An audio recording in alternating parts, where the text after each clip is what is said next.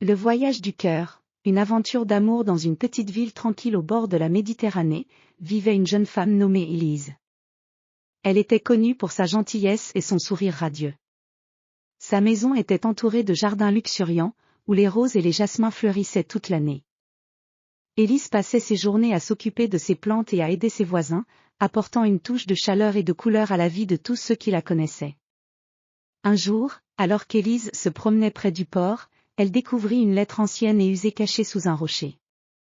La lettre était écrite dans une langue ancienne et mystérieuse, mais Élise réussit à déchiffrer quelques mots.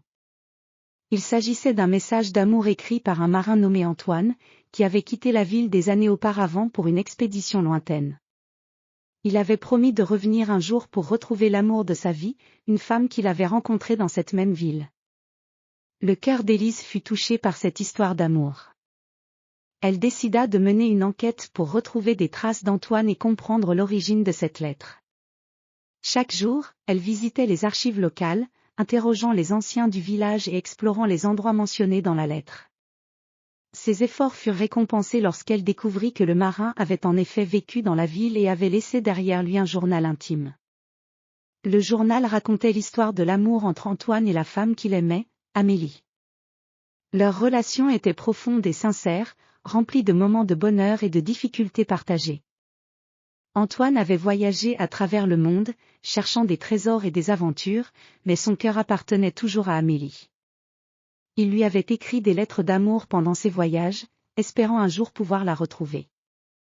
Élise fut tellement émue par cette histoire qu'elle décida de poursuivre l'héritage d'Antoine et de préserver sa mémoire. Elle organisa une exposition dans la ville, présentant le journal, les lettres et d'autres souvenirs de l'amour entre Antoine et Amélie. Les villageois, touchés par cette histoire, se réunirent pour célébrer l'amour éternel. Au fil des mois, Élise et les habitants de la ville restaurèrent une vieille maison qui avait appartenu à Antoine.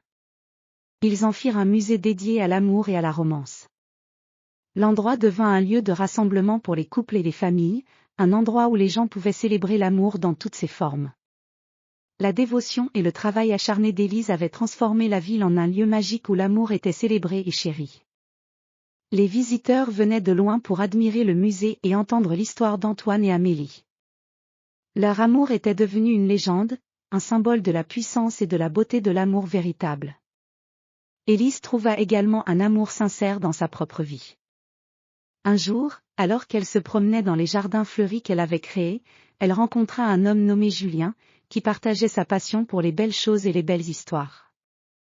Leur amour grandit lentement mais sûrement, et ils trouvèrent ensemble un bonheur simple et profond.